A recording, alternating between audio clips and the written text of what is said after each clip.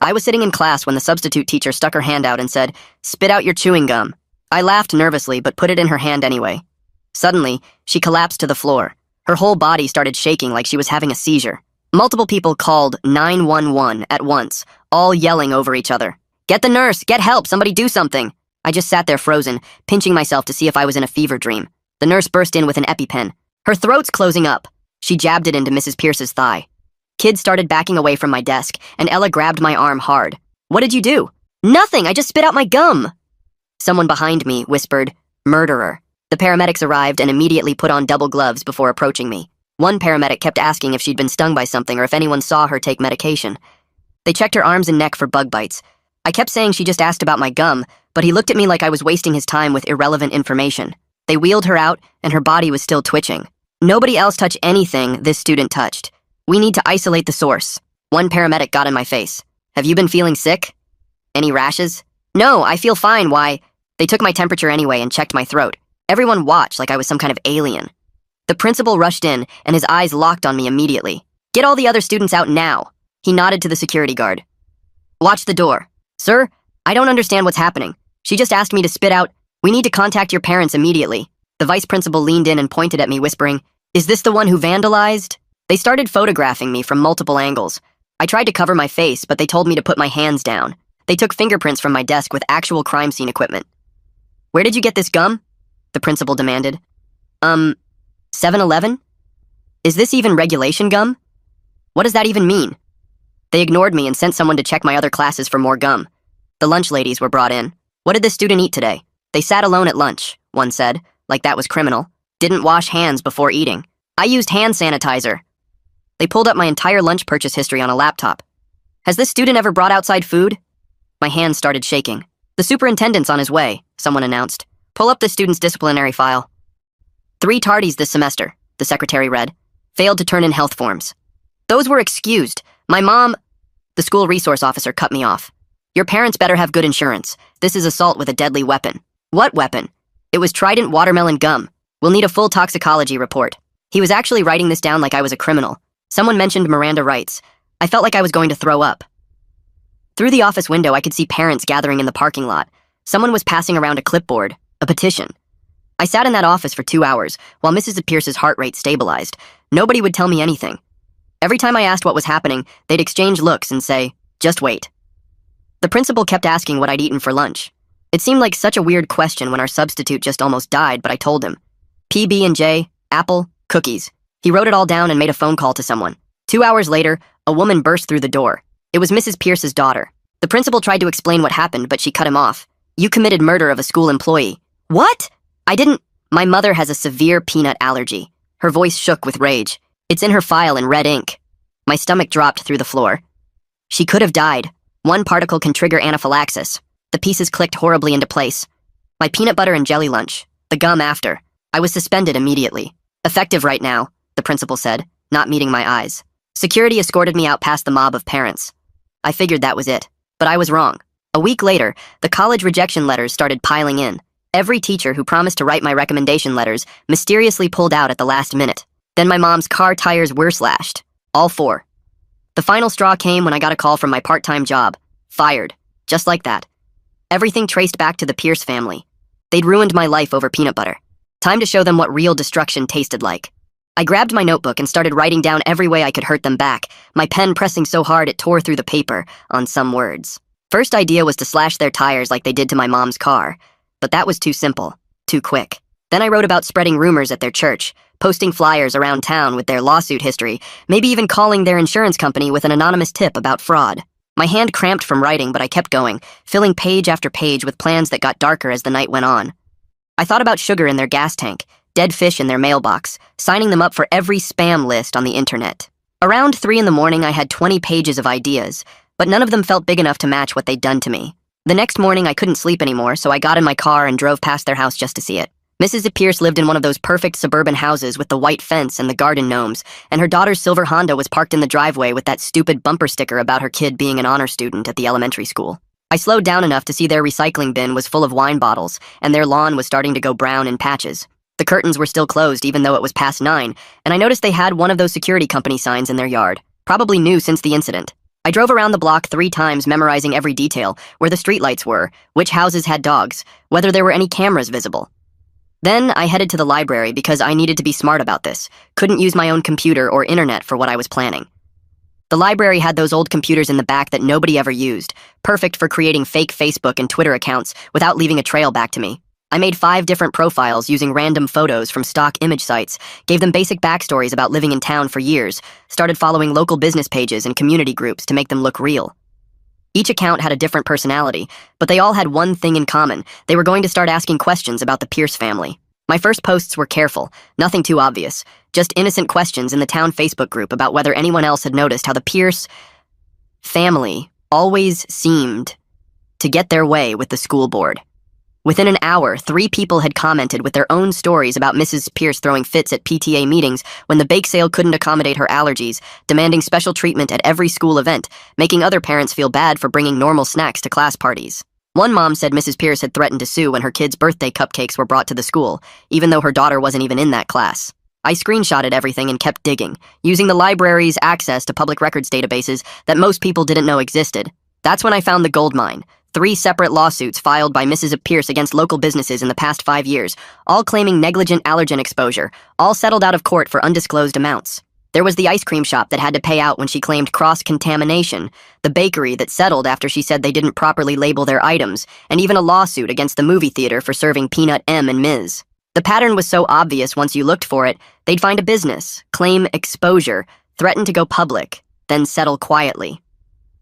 My phone buzzed with a Facebook message to one of my fake accounts from someone named Lance Crawford, who said he was a journalist with the local paper and had seen my posts about the Pierce family. He wanted to know if I had any more information about these lawsuits, said he'd been hearing rumors for years, but nobody would go on record. I was careful with my response, told him I'd just noticed some patterns in public records, and thought it was interesting how often they seemed to end up in legal disputes. I sent him the case numbers for the lawsuits, but didn't give him anything that could trace back to me, let him do his own digging and draw his own conclusions. 3 days later, I was at the grocery store buying milk when I heard 2 moms in the next aisle talking about whether peanut allergies were even real or just parents being dramatic for attention. One of them mentioned seeing something online about the Pierce family's lawsuit history, wondered out loud if maybe some people used allergies as a way to get at money from businesses. I pulled out my phone and posted from another fake account, a simple question asking if anyone else thought it was weird how many businesses in town had been sued for allergen exposure by the same family. The comments started flooding in within minutes, people sharing stories I hadn't even heard yet, connecting dots I hadn't seen.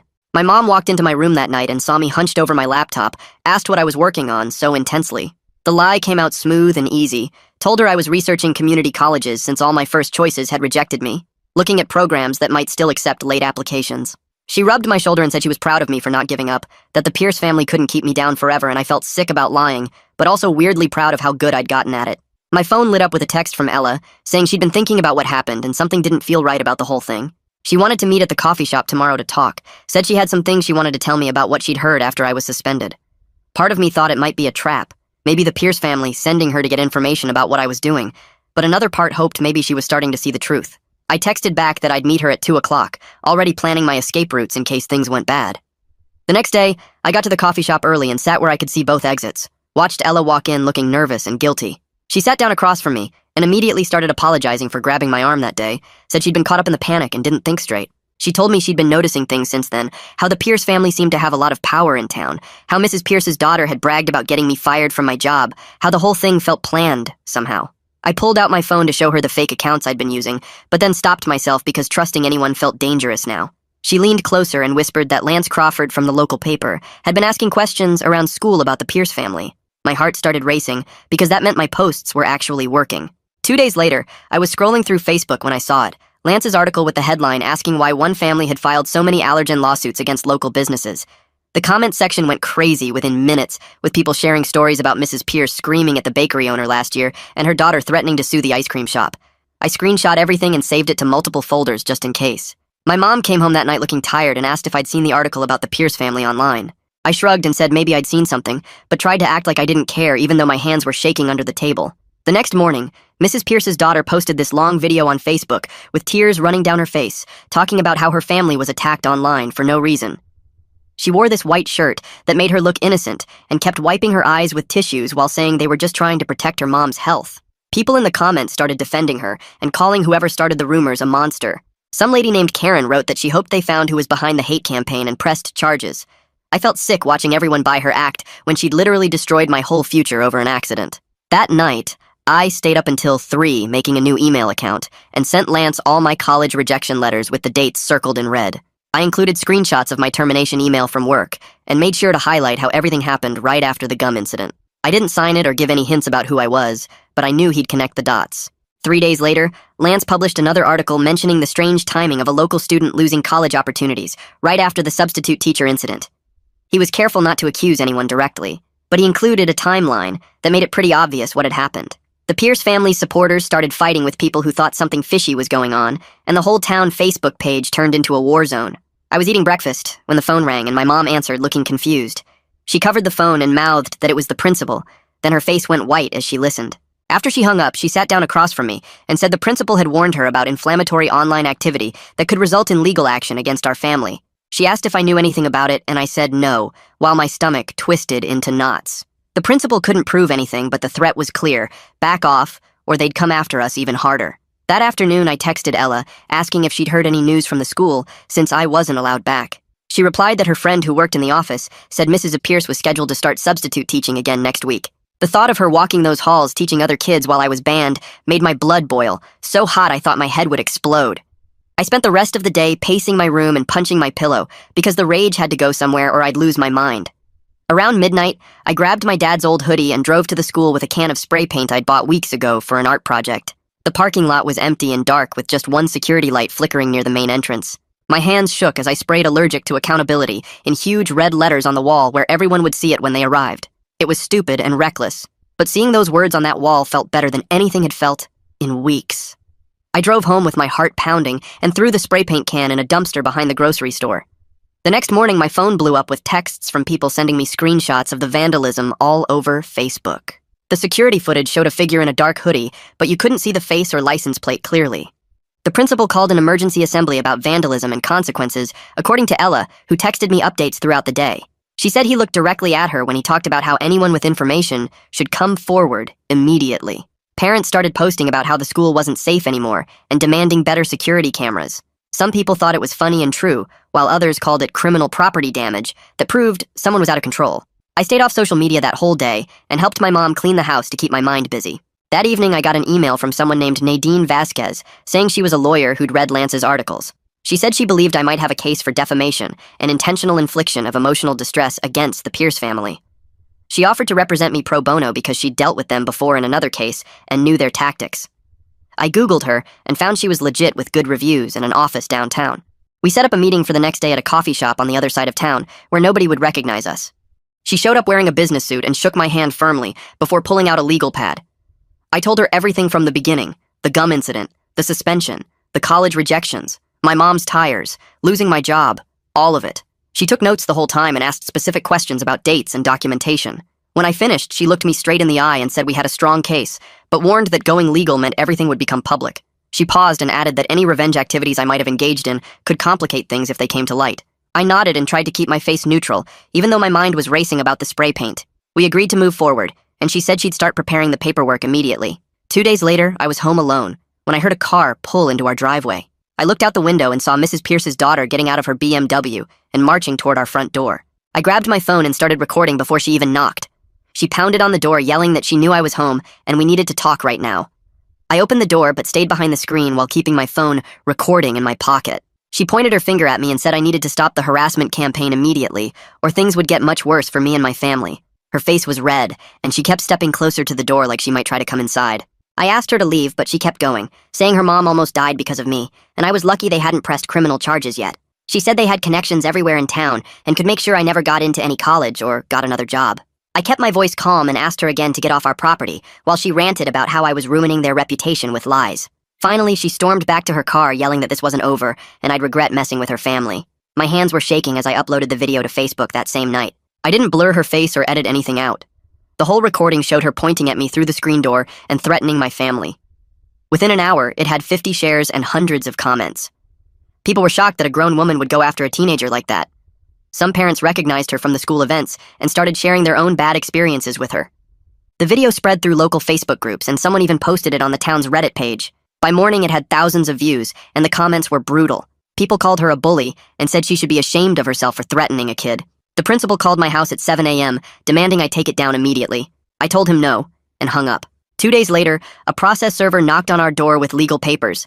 The Pierce family was filing for a restraining order, claiming I was running a harassment campaign against them. The paperwork said I was causing them emotional distress and damaging their reputation. My mom read through it and laughed at the part where they claimed to be victims.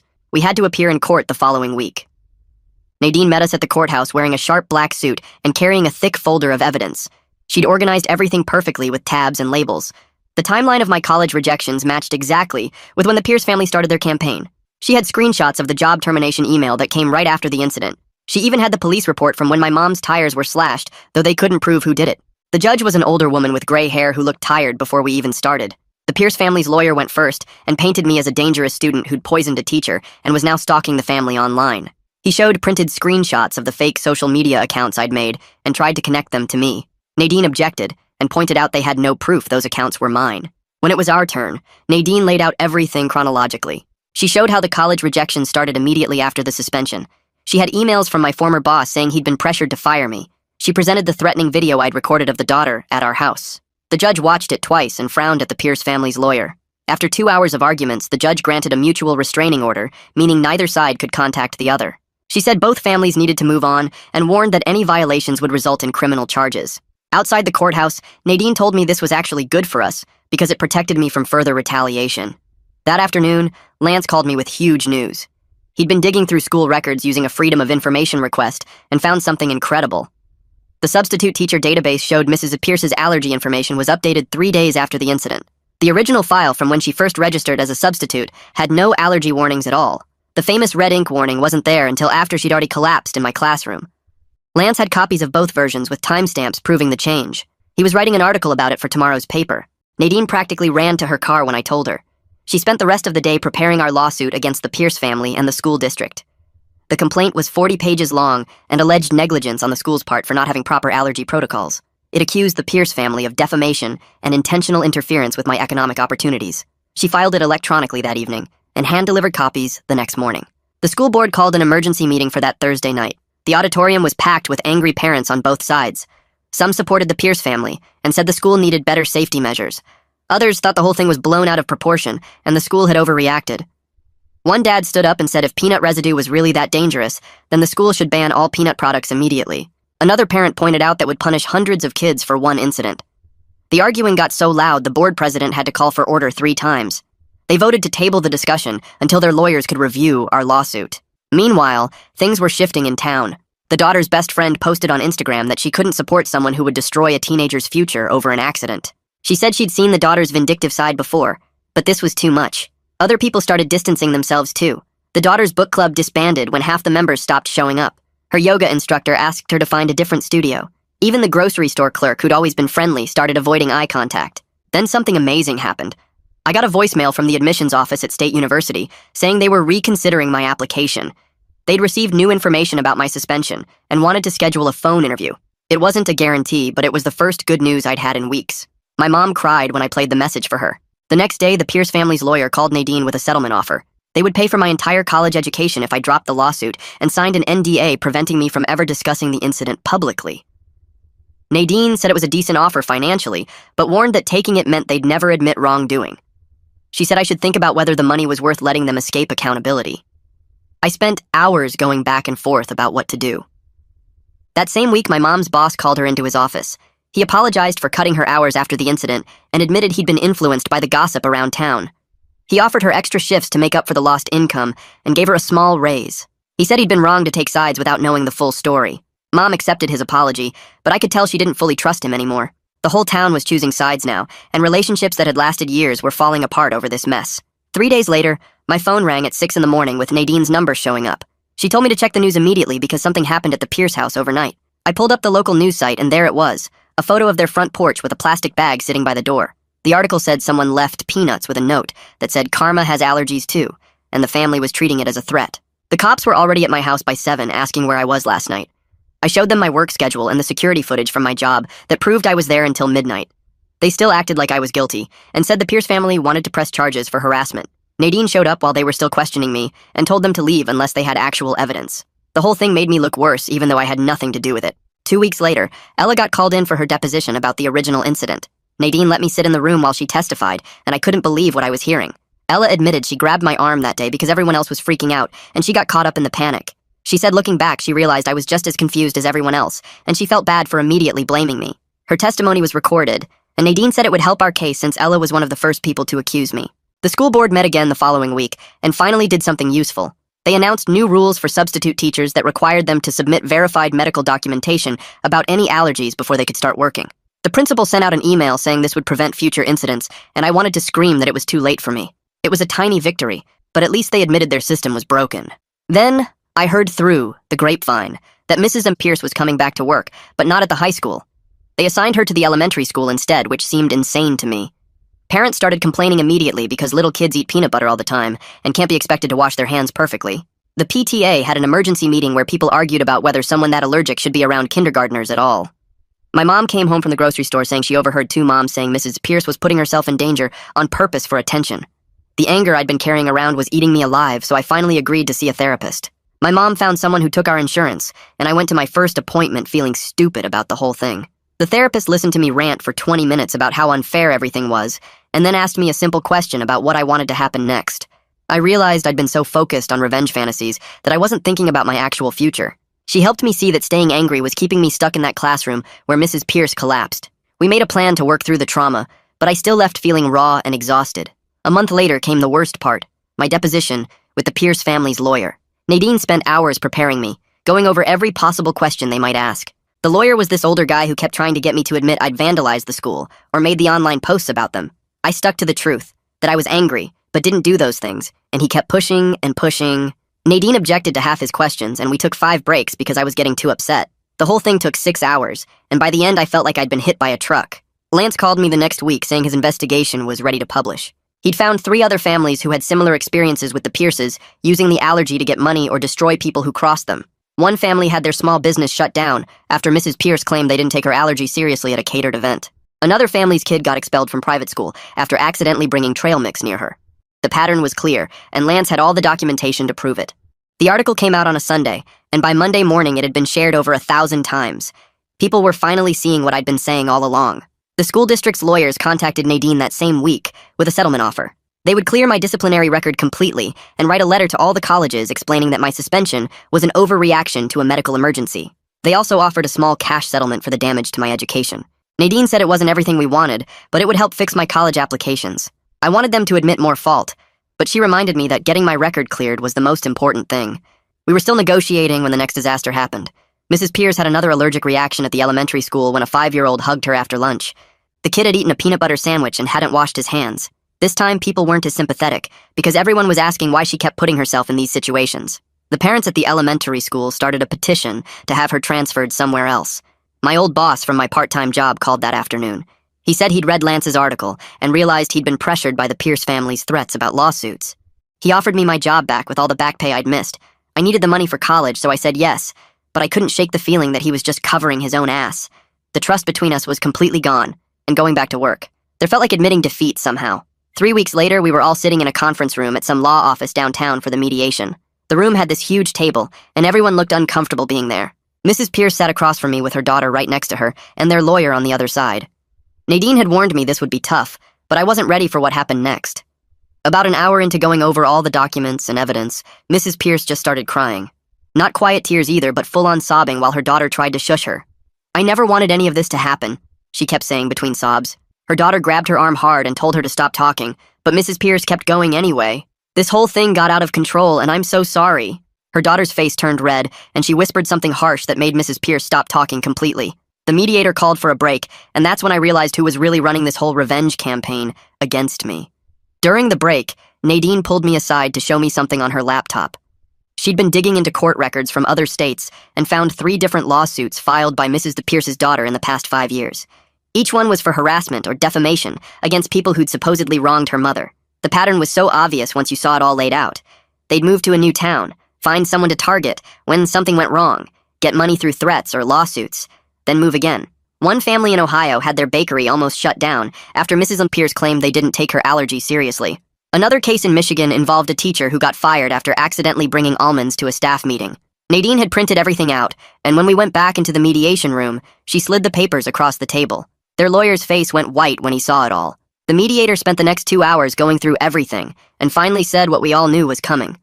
He recommended the Pierce family pay for my college costs, plus damages for the lost job and other stuff, but they wouldn't have to admit they did anything wrong legally. It made me so mad that they could destroy my life and just write a check to make it go away. Nadine squeezed my hand under the table and reminded me that going to trial would take years and might not end any better. The meeting ended with them saying they needed time to think about it. I spent the next 4 days barely sleeping and going back and forth about what to do. My mom sat with me at the kitchen table going through all the pros and cons over and over. She kept reminding me that my future was more important than making them admit what they did. "You can rebuild your life with that money," she said. "Or you can spend years fighting and maybe get nothing." She was right, but it still felt wrong to let them buy their way out of this. On the 5th day, Nadine called to say they'd agreed to the settlement but wanted a full NDA, so I could never talk about what happened.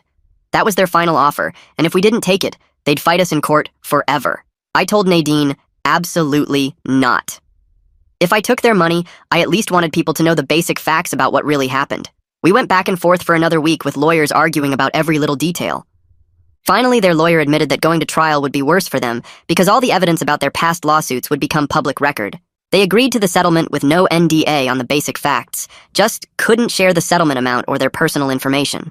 The check came through 2 weeks later, and when I saw the amount, I actually felt sick. It was enough for 4 years of college, plus living expenses, plus extra for all the damage they'd caused. My mom cried when she deposited it because she'd been so worried about how we'd pay for college after everything that happened. The money sat in that account feeling dirty, like I'd sold out somehow, but it was also my only chance at the future they'd tried to steal from me. A week after that, 2 of the colleges that had rejected me sent new letters. The school district had finally sent out their letter explaining that my suspension was an overreaction to a medical emergency and shouldn't be held against me. One was my dream school 3 states away, and the other was local. I picked the one farthest from this town without even thinking twice. I needed to go somewhere nobody knew this story, where I could just be a normal college student instead of the kid who almost killed a teacher with peanut butter.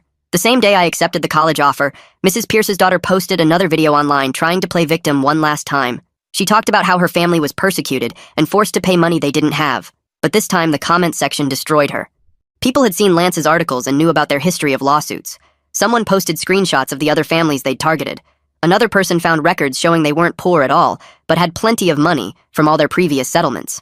Within 3 hours, she deleted the video, but screenshots were everywhere. 2 days later, she posted that they were moving to another state for a fresh start because of all the harassment they'd faced here. Good riddance. Graduation day came faster than expected, and the principal had called to say I was allowed to walk with my class despite everything. My mom helped me iron my cap and gown the night before, and we didn't talk about how different this day was supposed to be. When they called my name, some people clapped while others stayed silent. A few parents actually booed, but I kept my head up and walked across that stage knowing I'd survived everything they'd tried to do to me. I shook the principal's hand even though part of me wanted to refuse, took my diploma, and walked off that stage finally free from that place. The next week, there was an awards ceremony for local journalism, and Lance won first place for his investigation into the Pierce family. In his acceptance speech, he thanked a brave young person who refused to be silenced without saying my name. He held up that award and said sometimes the truth takes time to come out, but it always finds a way. I watched the live stream from my room while packing for college and actually smiled for the first time in months. The next morning, my mom and I took the settlement check to the auto shop to finally fix her car the right way. The mechanic showed us the damage from the slashed tires and said whoever did it used a box cutter based on the cut patterns. My mom didn't say anything about it, but I saw her jaw tighten when she signed the repair order. We used part of the settlement money, and she kept the receipt in a folder she labeled evidence, even though we both knew we'd never need it again. That same week, Ella started texting me and asked if I wanted to grab coffee after school. I met her at the Starbucks near campus, and she told me how watching me fight back against the Pierce family made her realize she'd been letting people walk all over her too. She'd finally reported the girls who'd been stealing her lunch money since freshman year, and they got suspended. We started hanging out more, and she helped me pack for college while telling me about her own plans to study nursing. She said that day in class when Mrs. Pierce collapsed, taught her she wanted to help people in medical emergencies, instead of just standing there frozen. I drove past the Pierce house one afternoon and saw the for sale sign had been up, so long it was starting to fade. The realtor told my mom at the grocery store that nobody wanted to buy it after everything that happened. People in town called them the lawsuit family now, and nobody wanted that bad energy in their house. I spent 3 days writing my college essay about the whole mess and how it taught me that injustice can happen to anyone, but fighting back matters more than winning. The admissions counselor emailed me later, saying it was one of the strongest essays she'd read that year, and it showed real character growth.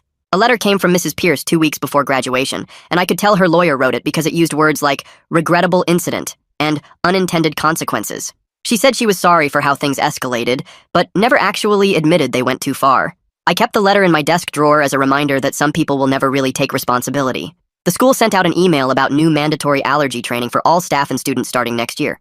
Kids started calling it the Pierce Protocol when teachers weren't around, but nobody said it to their faces. They made everyone watch a video about cross-contamination and how to use an EpiPen, and the principal announced zero tolerance for food bullying.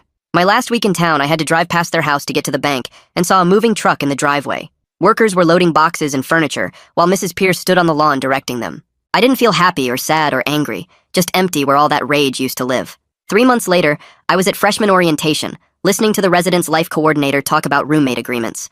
Nobody knew who I was or what happened, and I liked it that way. When people asked where I was from, I just said a small town and changed the subject. My roommate showed up on move-in day and immediately told me he had a severe tree nut allergy. I helped him check every food item I'd brought and threw out anything that might have been processed near nuts. We put up signs on our door and established a whole system for keeping him safe because I knew how serious allergies were, but also knew they shouldn't be used as weapons. He was grateful I took it seriously without him having to explain why it mattered. We became good friends, and he never knew about my history with allergy-related drama. Nadine texted me in October saying the Pierce family was investigated for insurance fraud in their new state. Someone had tipped off the authorities about their pattern of lawsuits and settlements. She swore it wasn't her, but said she wasn't surprised someone finally connected the dots. The investigator had called her for information about our case, and she'd provided all the documentation showing their history. I asked if I needed to do anything, and she said no, just focus on the school and let karma handle the rest. My mom visited for Parents' Weekend and mentioned the town was different now. People had learned something from what happened even if they didn't want to talk about it directly.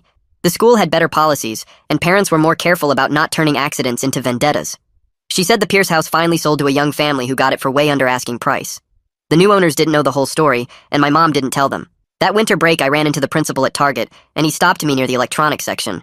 He said he was sorry for how he handled everything, and that he should have investigated more before suspending me. I told him it was done and I was doing fine at college, but I didn't forgive him. Some things change you, and some bridges stay burned, and that's okay.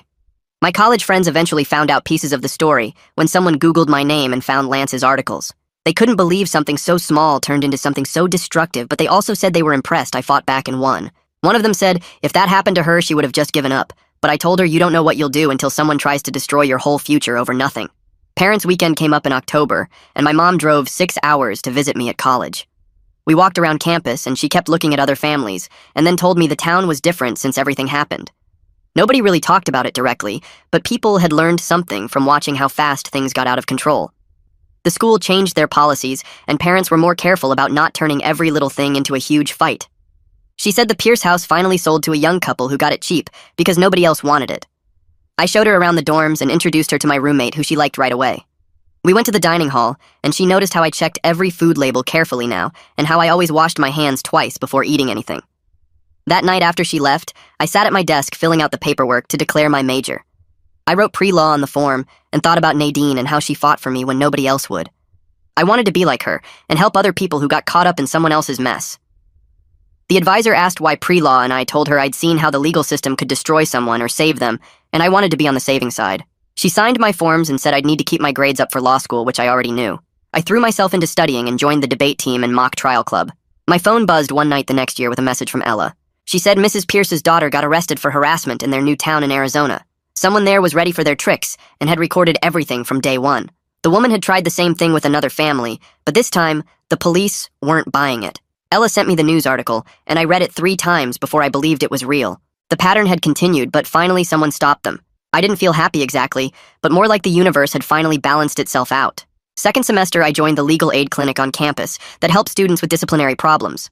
My first case was a freshman who got suspended for something he didn't do, and I helped him gather evidence to appeal. We won his case and got his record cleared, and he thanked me with tears in his eyes. The clinic supervisor said I had a natural ability to see through administrative BS and find the real story. More students came to me for help, and I realized my horrible experience actually gave me skills other people needed. Winter break came, and I was at the grocery store buying stuff for dinner when I turned the corner and almost ran my cart into the principal. He froze when he saw me, and then started apologizing right there by the frozen vegetables. He said he was sorry for rushing to judgment and that he was just trying to protect the school from getting sued. His hands were shaking, and he kept saying he should have investigated more before suspending me. I listened to him talk for 5 minutes straight without interrupting. When he finally stopped, I told him I was accepted his apology, but I didn't forgive him. Some bridges are supposed to stay burned, and that was a lesson I learned the hard way. He nodded and walked away, and I never saw him again after that. Back at the school, my friends were hanging out in my room when someone Googled my name for fun and found Lance's articles. They read the whole story out loud and kept stopping to ask if it was really true. They couldn't believe something so small turned into something so huge and destructive. One girl said she would have just given up if that happened to her, but I told her you don't know what you'll do until someone tries to take everything from you. They said they were impressed I fought back and won instead of letting them destroy me. The story spread through our friend group, and people started coming to me for advice about their own problems with unfair treatment. 3 years passed, and I was sitting in my law school orientation, listening to the dean talk about justice and advocacy. The firm that sponsored my full scholarship specialized in defamation cases, and they'd recruited me specifically because of my background. My supervising attorney said the Pierce family had accidentally given me the perfect origin story for this kind of law.